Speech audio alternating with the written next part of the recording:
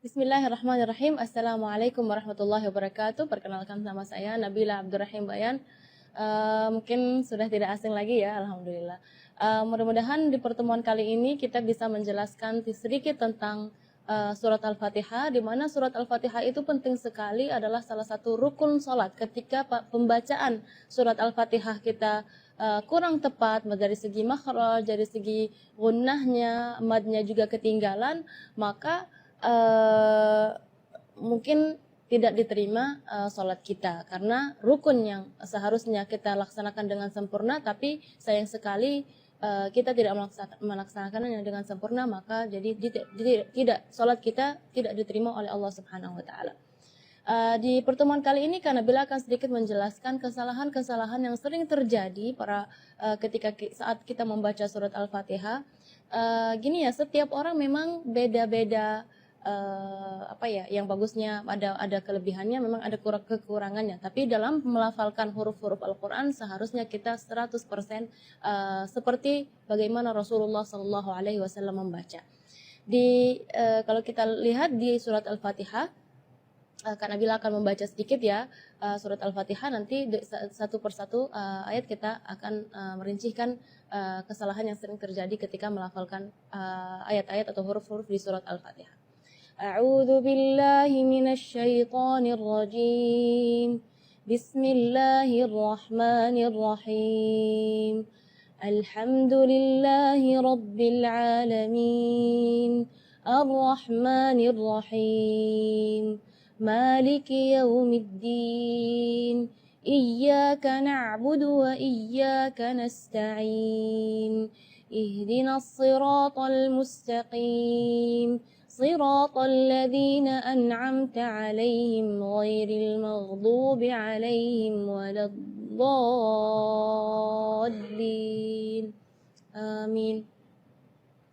Kita mulai dari ayat pertama, mungkin dari basmalah dulu ya. Bismillahirrahmanirrahim. Dalam basmalah tersebut yang perlu kita perhatikan adalah mad-madnya. Jadi secara umum mad tabi'i itu 2 harakat. Jadi kita tidak boleh lebih dari itu. Contoh misalnya Bismillahirrahmanirrahim. Ini nada ini atau irama ini yang sudah familiar di Indonesia, justru di situ ada kesalahan. Kesalahannya di mana? Berlebihan dari segi madnya. Jadi bismillah itu kepanjangan. Ar-Rahman, Ar-Rahim. Itu Ar-Rahman terus bismillah juga, di situ terlalu panjang. Seharusnya Bismillahirrahmanirrahim. Jadi dua harakat. Lanjut ke ayat pertama, Alhamdulillahirabbil alamin. Di ayat yang pertama ini Kak Nabila ingin menekankan huruf-huruf yang sukun seharusnya tidak kita berikan qalqalah. Misalnya alhamdu, jangan ala. Nah, di situ seringkali karena bila melihat huruf-huruf yang seharusnya sukun, yang tidak ada qalqalahnya, malah diberi qalqalah atau dipaksa untuk dia memberi harakat. Jadi alhamdu. Contoh juga di ayat nanti yang ayat 6 ya kalau nggak salah, ana siratal ladzina an'amta. Itu sering kali huruf-huruf lam, nun atau ama ya, itu tidak boleh menggetarkan atau diberi qalqalah, karena huruf qalqalah ada 5, qaf, ta, ba, jim, dal. Ya, selain 5 huruf tersebut maka tidak boleh kita qalqalah ya. Jadi alhamdulillahi rabbil alamin. Terus ayat berikutnya Ar-Rahmanir Rahim, sama seperti surat di basmalah tadi, tidak boleh lebih madnya dari 2 harakat. Ar-Rahmanir Rahim itu tidak boleh. Ar-Rahmanir Rahim. Terus yang berikutnya Maliki Yaumiddin, biasanya di ayat tersebut tidak ada salah, tapi Kak Nabila di sini ingin menekankan kasrah di kalimat Maliki. Nah, itu kadang-kadang ketinggalan karena pengen buru-buru saat membaca Al-Fatihah dalam sholat, jadi Maliki Yaumiddin, kedengarannya sukun. Maka ketika kita membaca Maliki, kita perhatikan kaf kasrah di huruf kaf harus kasrah yang sempurna. Maliki Yaumiddin. Terus Iyyaka na'budu wa iyyaka nasta'in. Di sini adalah tasydid di huruf ya di kalimat iyyaka, maupun yang pertama ataupun yang kedua, karena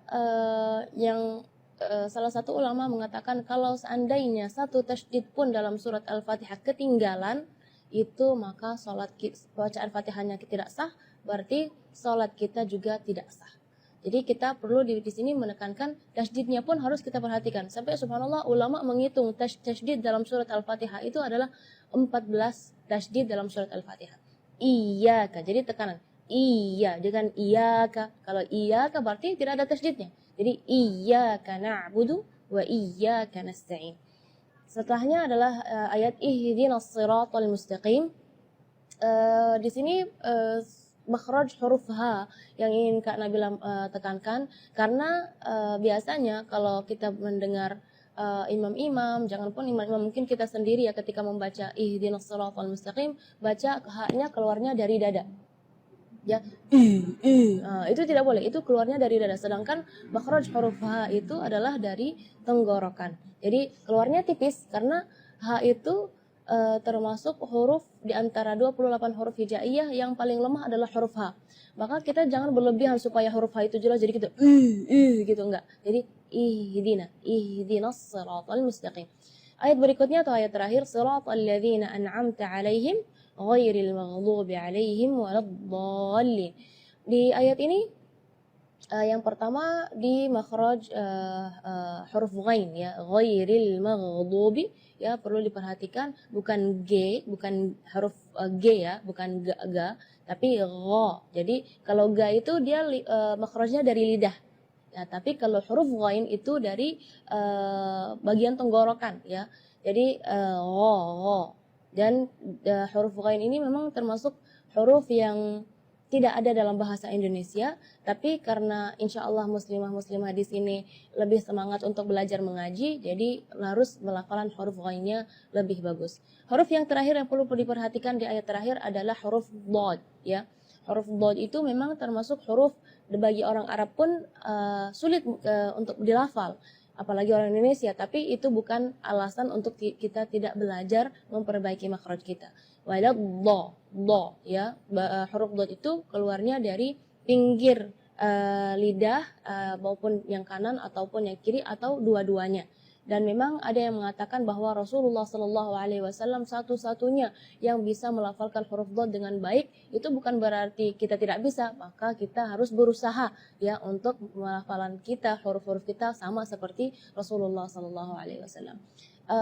Di kalimat ini juga waladdallin yang perlu diperhatikan adalah madnya juga. Mad di situ kita harus panjang membacanya 6 harakat, karena di situ hukumnya mad lazim kalimi mutsaqqal. Jadi membacanya siti harakat, 6 harakat. Terus setelah waladh di situ ada huruf lam yang ada di atasnya ada tasydid. Itu seringkali ketinggalan waladhdallin. Nah, itu berarti tidak ada tasydidnya. Waladhdallin. Amin. Mudah-mudahan dengan penjelasan yang singkat ini bisa memperbaiki bacaan-bacaan muslimah-muslimah dan akhwat di sini, dan insya Allah kedepannya bisa lebih bagus lagi untuk bukan hanya untuk diri kita tapi untuk mengajar anak-anak kita supaya baca Fatihahnya lebih baik.